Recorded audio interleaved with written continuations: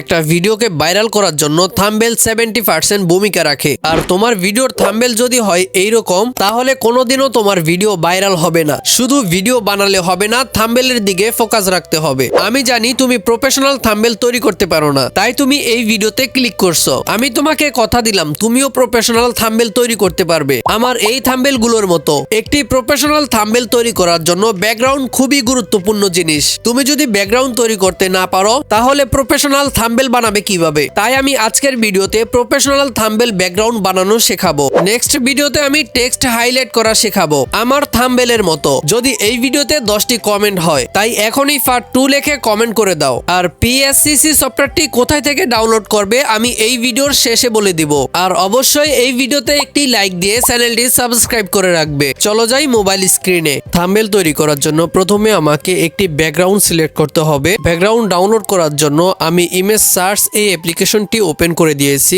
আমি এখন এই সার্চ বারে হোম ব্যাকগ্রাউন্ড লিখে সার্চ করে দিব। সার্চ করার পরে অনেক রকম ব্যাকগ্রাউন্ড এখানে চলে আসবে। এখান থেকে যে ব্যাকগ্রাউন্ডটি আপনার ভালো লাগবে সেটি এখান থেকে ডাউনলোড করে নেবেন। যদি কোনো ব্যাকগ্রাউন্ডের গায়ে কোনো টেক্সট লেখা থাকে তাহলে সেগুলো ডাউনলোড করবেন না। আমার এই ইমেজটি পছন্দ হয়েছে, আমি এখন ইমেজটি ডাউনলোড করে নিব। ইমেজটি ডাউনলোড করার জন্য ইমেজের উপর একটি ক্লিক করব, দেন এখান থেকে ডাউনলোড অপশনে ক্লিক করলে ইমেজটি ডাউনলোড হয়ে যাবে। ওপেন করে দিয়েছি পিএসসিসি অ্যাপ্লিকেশন। এখান থেকে আমি ফটোজ আইকনে ক্লিক করে দিব। এখানে অনেকগুলো অপশন আছে, আমি নিচের ব্ল্যাঙ্ক ডকুমেন্ট অপশনে ক্লিক করে দিব। এখানে আমি 1280x720 দিয়ে ওকে করে দিব। তাহলে ইউটিউব থাম্বনেল সাইজ এখানে ওপেন হয়ে যাবে। এখন আমি লেয়ার অপশনে ক্লিক করব, দেন প্লাস আইকনে ক্লিক করে দিব। এখান থেকে ফটো লেয়ারে ক্লিক করব, দেন ফটো লাইব্রেরিতে ক্লিক করব। আমি যেই ইমেজটি ডাউনলোড করেছি সেই ইমেজটি এখান থেকে সিলেক্ট করে দিব। আমি ইউটিউব থাম্বনেল সাইজ অনুযায়ী এই ইমেজটিকে বড় করে দিব। বড় করা হয়ে গেলে এখান থেকে টিক মার্কে ক্লিক করে দিব।